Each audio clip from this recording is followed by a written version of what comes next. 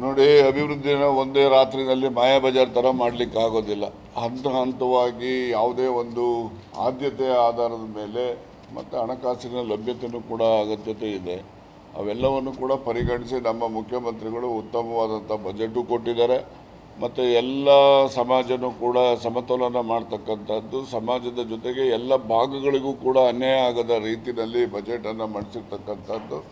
ಮತ್ತು ವಿಶೇಷವಾಗಿ ಏನು ಸಮಾಜದ ಕೆಳಸ್ತರದ ಸಮುದಾಯಗಳಿದ್ದಾವೆ ಆ ಸಮುದಾಯಗಳಿಗೆ ಹೆಚ್ಚು ಒತ್ತನ್ನು ಕೊಟ್ಟಿರ್ತಕ್ಕಂಥದ್ದು ಕೂಡ ನಾವೆಲ್ಲ ಗಮನಿಸ್ಬೋದು.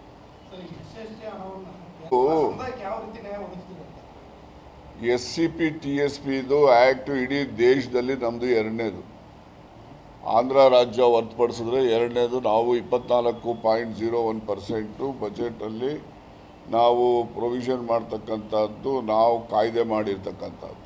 ಬಿಡಿ, ಯಾವುದೇ ರಾಜ್ಯದಲ್ಲಿ ಯಾವುದೇ, ನಾನು ಪಕ್ಷದ ಆಧಾರದ ಮೇಲೆ ಹೇಳಲಿಕ್ಕೆ ಹೋಗೋದಿಲ್ಲ, ಯಾವುದೇ ರಾಜ್ಯದಲ್ಲಿ ಯಾವುದೇ ಪಕ್ಷ ಇರ್ಬೋದು, ಏನೇ ಇರ್ಬೋದು, ನಾವು ಇಡೀ ದೇಶದಲ್ಲಿ ಎರಡನೇವರು SCP TSP ಕಾಯ್ದೆ ಮಾಡಿರ್ತಕ್ಕಂಥದ್ದು.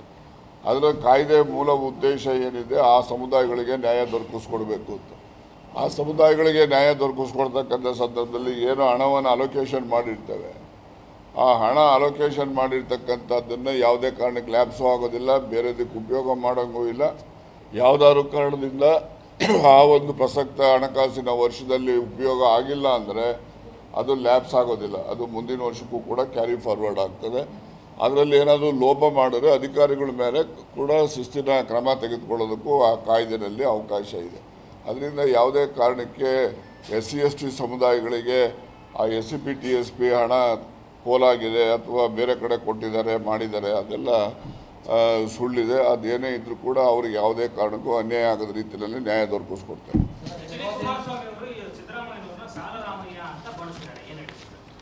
ಹಂಗಾರೆ ಅವರು ಸ್ವಾಮಿ ಮಗನ, ಅವರು ದೇವೇಗೌಡರ ಮಗನು. ಸುಮ್ಮನೆ ಏನೋ ಪ್ರಾಸಕ್ಕೋಸ್ಕರ ಹೇಳ್ಕೊಬೋದು ಅಷ್ಟೇ ರೀ. ಸಿದ್ದರಾಮಯ್ಯನವರು ಈ ರಾಜ್ಯಕ್ಕೆ ದೇವರಾಜ ಅರಸರ ನಂತರ ಎಲ್ಲ ಸಮುದಾಯಗಳಿಗೆ ನ್ಯಾಯ ದೊರಕಿಸ್ಕೊಟ್ಟಿರ್ತಕ್ಕಂಥದ್ದು ಅಂದರೆ ಸಿದ್ದರಾಮಯ್ಯನವರು. ಈಗ ಅನ್ನಭಾಗ್ಯ ಯೋಜನೆ ಬಂತಪ್ಪ, ಅನ್ನಭಾಗ್ಯ ಯೋಜನೆಯಲ್ಲಿ ಸಿದ್ದರಾಮಯ್ಯನವ್ರಿಗೆ ಅನ್ನರಾಮಯ್ಯ ಅಂತಲೂ ಕರೆದ್ರು. ಏನು ಅವ್ರೇನು ಕೊಡೋವಾಗ ಅನ್ನಭಾಗ್ಯ ಯೋಜನೆ ಜಾರಿ ಮಾಡೋವಾಗ ಏನು ಬರೀ ಕಾಂಗ್ರೆಸ್ನವ್ರಿಗೆ ಕೊಟ್ರ, ಅಥವಾ ಸಿದ್ದರಾಮಯ್ಯನವ್ರು ಏನಾದರೂ ಬರೀ ಕುರುಬರು ಕೊಟ್ರ? ಸಮಾಜದಲ್ಲಿರ್ತಕ್ಕಂಥ ಎಲ್ಲ ಸಮುದಾಯದಲ್ಲಿ ಯಾರೂ ಕೂಡ ಹಸುವಿನಿಂದ ಬಳಲಬಾರ್ದು ಅಂತಕ್ಕಂಥ ದೃಷ್ಟಿಯಿಂದ ಅನ್ನಭಾಗ್ಯ ಕಾರ್ಯಕ್ರಮ ಜಾರಿ ಮಾಡಿದಂಥದ್ದು ಇಡೀ ದೇಶದಲ್ಲಿ. ನಾವು ಭಾಳ ಜನ ಟೀಕೆನೂ ಮಾಡ್ಬೋದು, ಏನೋ ಅವ್ರ ಮನೆಯನ್ನು ತಂದುಕೊಟ್ಟಿಲ್ಲ ಬಿಡಪ್ಪ ಅಂತಲೂ ಹೇಳ್ಬಿಡ್ಬೋದು ಸುಲಭನಾಗಿ. ಅವ್ರಿಗೆ ಉತ್ತರ ಹೇಳೋದು ಹಿಂದೆ ಇದ್ರಲ್ಲ ಮುಖ್ಯಮಂತ್ರಿಗಳೆಲ್ಲ, ಅವ್ರುಗಳೇನು ಯಾರು ಮನೆಯನ್ನು ತಂದುಕೊಡ್ತಾ ಇರಲ್ಲ, ಅವ್ರಿಗೆ ಯಾಕೆ ಈ ಚಿಂತನೆ ಬರಲಿಲ್ಲ? ಅದರಿಂದನೇ ಯಾವ ಮನುಷ್ಯ ಬಡತನವನ್ನು ಹತ್ತಿರದಿಂದ ನೋಡಿರ್ತಾನೆ ಅವನು ಮಾತ್ರ ಬಡವ್ರ ಕಷ್ಟ ನಿವಾರಣೆ ಮಾಡಲಿಕ್ಕೆ ಸಾಧ್ಯ ಇರೋದು ಅದು ಸಿದ್ದರಾಮಯ್ಯನಂತವರಿಂದನೇ ಸಾಧ್ಯ, ಬೇರೆ ಯಾರಿಂದನೂ ಅಲ್ಲ. ಮತ್ತು ಸುಮ್ಮನೆ ಹೇಳ್ಬೋದು ಅವರಿಗೆ, ಈಗ ಸಿದ್ದರಾಮಯ್ಯ ಅಂದರೆ ಸಾಲದ ರಾಮಯ್ಯ ಅಂತಾನೆ. ಇವ್ರ ಕಾಲದಲ್ಲಿ ಸಾಲ ಮಾಡಿಲ್ವಾ? ಸಾಲ ಮಾಡ್ತಕ್ಕಂಥದ್ದು ಇದು ಸರ್ಕಾರದ ನಿರಂತರ ಪ್ರಕ್ರಿಯೆ ಇದು. ಈಗ ಕೇಂದ್ರ ಸರ್ಕಾರನೂ ಕೂಡ ಪ್ರಸಕ್ತ ಸಾಲಿನಲ್ಲಿ 15 ಲಕ್ಷ ಕೋಟಿ ಸಾಲ ಮಾಡಿದ್ದಾರೆ. ಅವ್ರು ಯಾಕೆ ಮಾಡಿದ್ರು ಅಂತ ಇವರೇ ಅದರಲ್ಲಿ ಆ ಕ್ಯಾಬಿನೆಟಲ್ಲಿ ಇವರು ಕೂಡ ಸದಸ್ಯರಿದ್ದು. ಹಾಗಾಗಿ ಇದೆಲ್ಲ ಸುಮ್ಮನೆ ಟೀಕೆಗೋಸ್ಕರ ಟೀಕೆ ಮಾಡ್ತಕ್ಕಂಥದ್ದು ಒಪ್ತಕ್ಕಂಥ ವಾದ ಅಲ್ಲ. ಒಟ್ಟಾರೆಯಾಗಿ ಜನರ ಅಭಿವೃದ್ಧಿಗೋಸ್ಕರ ನಮ್ಮ ಏನು ದೃಢವಾದಂತಹ ನಿಶ್ಚಯ ಇದೆ ಅದನ್ನು ನಾವು ಈ ಒಂದು ಬಜೆಟ್ನಲ್ಲಿ ನಾವು ತೋರಿಸಿದ್ದೇವೆ. ಆ ಒಂದು ದೃಷ್ಟಿನಲ್ಲಿ ಅದನ್ನು ನಾವು ಸ್ವಾಗತ ಮಾಡ್ತಕ್ಕಂಥದ್ದು. ಮತ್ತು ಮುಂದೆ ಈಗ ನೀವು ಹೇಳಿದ್ರಿ ನಮಗೆ ಜಿಲ್ಲೆ ಆಯಿತು, ನಮಗಿನ್ನೂ ಸೌಲಭ್ಯಗಳು ಬಂದಿಲ್ಲ. ಎಸ್, ಒಪ್ತೀನಿ ನಾನು. ಅದ್ರ ಬಗ್ಗೆ ನೀವು ಯಾಕೆ ಕೊಡಲಿಲ್ಲ ಕೊಡಿ ಅಂತ ಕೇಳಿದ್ರೆ ಒಪ್ಕೊಳ್ತೀನಿ. ಬಜೆಟೇ ಸರಿಗಿಲ್ಲ, ಇದು ಎಂಥದ್ದು ಸಾಬರು ಬಜೆಟು, ಆ ಬಜೆಟ್ ಈ ಬಜೆಟ್ ಅಂದರೆ ಅದು ರಾಜಕೀಯ ನಾಯಕರುಗಳ, ಹಿರಿಯ ನಾಯಕರುಗಳ ಮುಂದೆ ನಾವು ಆ ರೀತಿಯ ಕೆಳ ಹಂತದ ಟೀಕೆಗಳನ್ನು ನಾನು ನಿರೀಕ್ಷೆ ಮಾಡಲಿಲ್ಲ.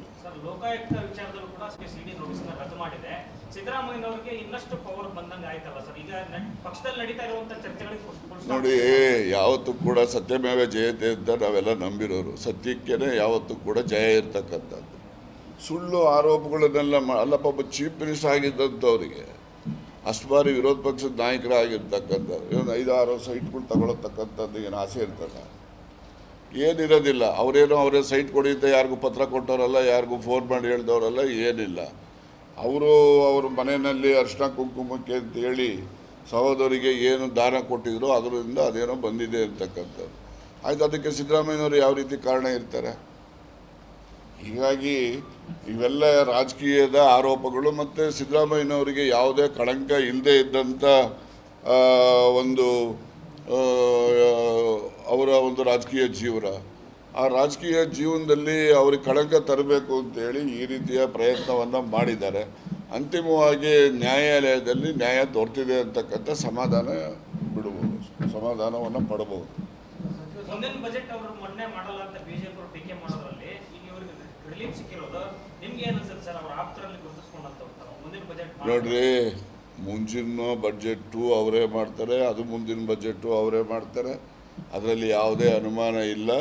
ಇದಕ್ಕೆ ಏನಾದರೂ ಕೂಡ ಅನುಮಾನ ಅದು ಮತ್ತು ಬದಲಾವಣೆಗಳು ಏನಾದರೂ ಇದ್ದರೆ ಅಂತಿಮವಾಗಿ ಹೈಕಮಾಂಡಲ್ಲಿ ಏನು ನಿರ್ಣಯ ಆಗ್ತದೋ ಆ ನಿರ್ಣಯದಂತೆ ನಡೆಯುತ್ತಪ್ಪ. ನಾವೆಲ್ಲ ಕೂಡ ಅವರೇ ಇನ್ನೂ ಇರಬೇಕು ಅಂತಕ್ಕಂಥ ಆಶಯವನ್ನು ವ್ಯಕ್ತಪಡಿಸಿದ್ದೇವೆ. ಅಂತಿಮವಾಗಿ ಕಾಂಗ್ರೆಸ್ ಪಕ್ಷದ ಹೈಕಮಾಂಡ್ ನಿರ್ಣಯ ಮಾಡುತ್ತೆ.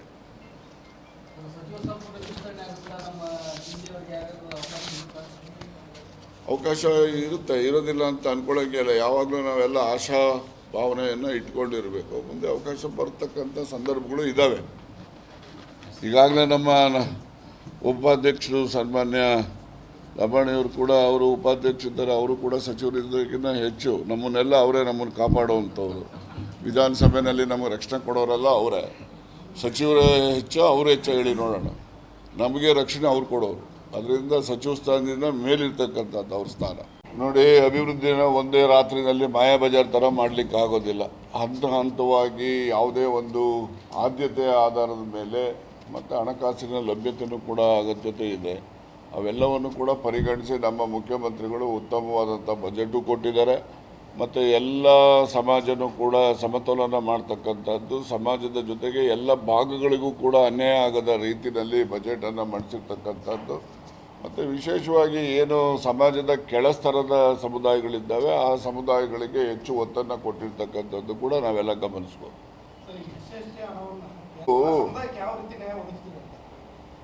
SCP TSP ಇದು ಆ್ಯಕ್ಟು ಇಡೀ ದೇಶದಲ್ಲಿ ನಮ್ಮದು ಎರಡನೇದು. ಆಂಧ್ರ ರಾಜ್ಯ ಹೊರತುಪಡಿಸಿದ್ರೆ ಎರಡನೇದು. ನಾವು 24.01% ಬಜೆಟಲ್ಲಿ ನಾವು ಪ್ರೊವಿಷನ್ ಮಾಡ್ತಕ್ಕಂಥದ್ದು, ನಾವು ಕಾಯ್ದೆ ಮಾಡಿರ್ತಕ್ಕಂಥದ್ದು. ಬಿಡಿ, ಯಾವುದೇ ರಾಜ್ಯದಲ್ಲಿ ಯಾವುದೇ, ನಾನು ಪಕ್ಷದ ಆಧಾರದ ಮೇಲೆ ಹೇಳಲಿಕ್ಕೆ ಹೋಗೋದಿಲ್ಲ, ಯಾವುದೇ ರಾಜ್ಯದಲ್ಲಿ ಯಾವುದೇ ಪಕ್ಷ ಇರ್ಬೋದು, ಏನೇ ಇರ್ಬೋದು, ನಾವು ಇಡೀ ದೇಶದಲ್ಲಿ ಎರಡನೇವರು SCP TSP ಕಾಯ್ದೆ ಮಾಡಿರ್ತಕ್ಕಂಥದ್ದು. ಅದರ ಕಾಯ್ದೆ ಮೂಲ ಉದ್ದೇಶ ಏನಿದೆ, ಆ ಸಮುದಾಯಗಳಿಗೆ ನ್ಯಾಯ ದೊರಕಿಸ್ಕೊಡ್ಬೇಕು ಅಂತ.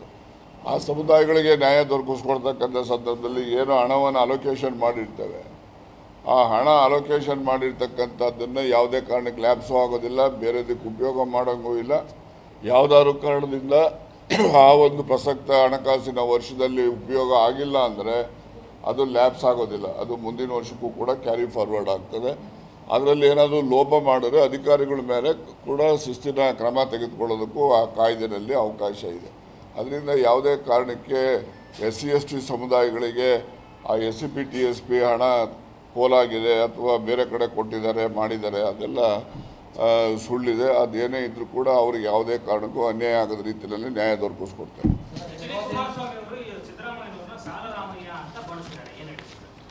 ಹಂಗಾರೆ ಅವರು ಸ್ವಾಮಿ ಮಗನ, ಅವರು ದೇವೇಗೌಡರ ಮಗನು. ಸುಮ್ಮನೆ ಏನೋ ಪ್ರಾಸಕ್ಕೋಸ್ಕರ ಹೇಳ್ಕೊಬೋದು ಅಷ್ಟೇ ರೀ.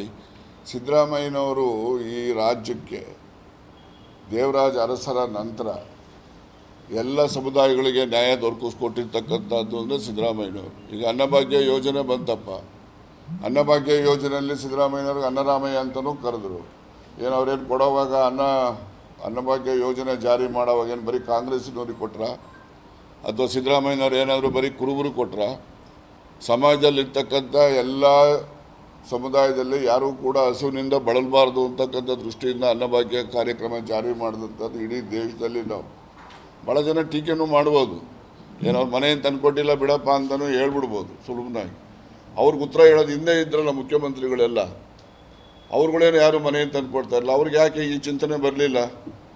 ಅದರಿಂದನೇ ಯಾವ ಮನುಷ್ಯ ಬಡತನವನ್ನು ಹತ್ತಿರದಿಂದ ನೋಡಿರ್ತಾನೆ ಅವ್ರಿಗೆ ಮಾತ್ರ ಬಡವ್ರ ಕಷ್ಟ ನಿವಾರಣೆ ಮಾಡಲಿಕ್ಕೆ ಸಾಧ್ಯ ಇರೋದು ಅದು ಸಿದ್ದರಾಮಯ್ಯನಂತವರಿಂದನೇ ಸಾಧ್ಯ, ಬೇರೆ ಯಾರಿಂದನೂ ಅಲ್ಲ. ಮತ್ತು ಸುಮ್ಮನೆ ಹೇಳ್ಬೋದು ಅವರಿಗೆ ಈಗ ಸಿದ್ದರಾಮಯ್ಯ ಅಂದರೆ ಸಾಲದ ರಾಮಯ್ಯ ಅಂತಾರೆ. ಇವ್ರ ಕಾಲದಲ್ಲಿ ಸಾಲ ಮಾಡಿಲ್ವಾ? ಸಾಲ ಮಾಡ್ತಕ್ಕಂಥದ್ದು ಇದು ಸರ್ಕಾರದ ನಿರಂತರ ಪ್ರಕ್ರಿಯೆ ಇದು.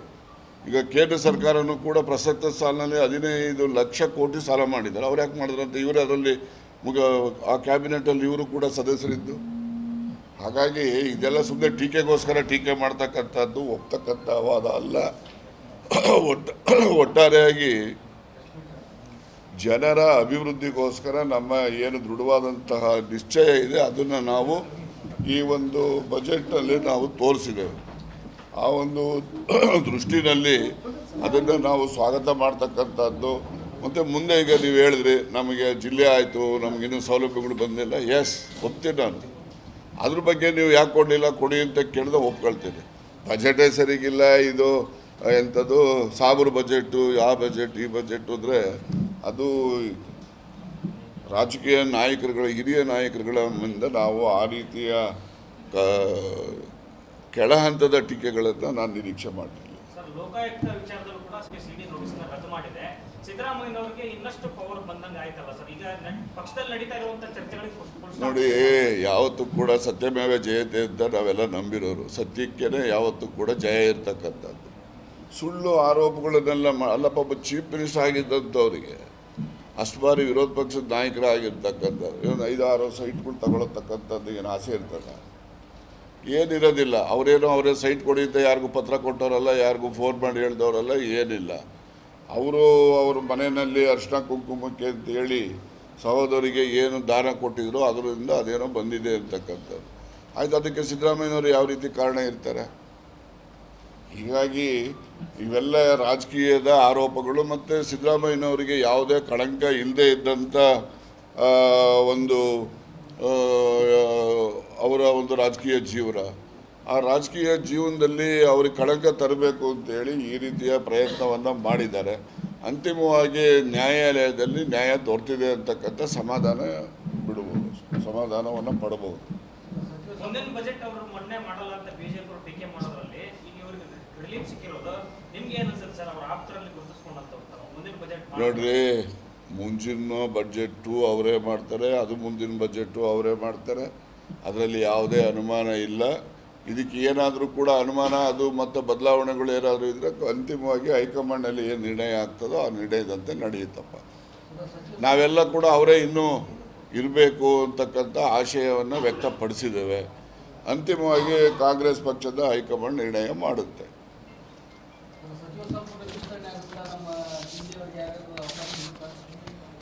ಅವಕಾಶ ಇರುತ್ತೆ, ಇರೋದಿಲ್ಲ ಅಂತ ಅಂದ್ಕೊಳ್ಳೋಂಗಿಲ್ಲ. ಯಾವಾಗಲೂ ನಾವೆಲ್ಲ ಆಶಾ ಭಾವನೆಯನ್ನು ಇಟ್ಕೊಂಡಿರಬೇಕು. ಮುಂದೆ ಅವಕಾಶ ಬರ್ತಕ್ಕಂಥ ಸಂದರ್ಭಗಳು ಇದ್ದಾವೆ. ಈಗಾಗಲೇ ನಮ್ಮ ಉಪಾಧ್ಯಕ್ಷರು ಸನ್ಮಾನ್ಯ ಲಂಬಾಣಿಯವರು ಕೂಡ ಅವರು ಉಪಾಧ್ಯಕ್ಷರಿದ್ದಾರೆ. ಅವರು ಕೂಡ ಸಚಿವರಿದ್ದಕ್ಕಿಂತ ಹೆಚ್ಚು ನಮ್ಮನ್ನೆಲ್ಲ ಅವರೇ ನಮ್ಮನ್ನು ಕಾಪಾಡುವಂಥವ್ರು. ವಿಧಾನಸಭೆಯಲ್ಲಿ ನಮಗೆ ರಕ್ಷಣೆ ಕೊಡೋರಲ್ಲ ಅವರೇ. ಸಚಿವರೇ ಹೆಚ್ಚು, ಅವರು ಹೆಚ್ಚು ಹೇಳಿ ನೋಡೋಣ. ನಮಗೆ ರಕ್ಷಣೆ ಅವ್ರು ಕೊಡೋರು. ಅದರಿಂದ ಸಚಿವ ಸ್ಥಾನದಿಂದ ಮೇಲಿರ್ತಕ್ಕಂಥದ್ದು ಅವ್ರ ಸ್ಥಾನ.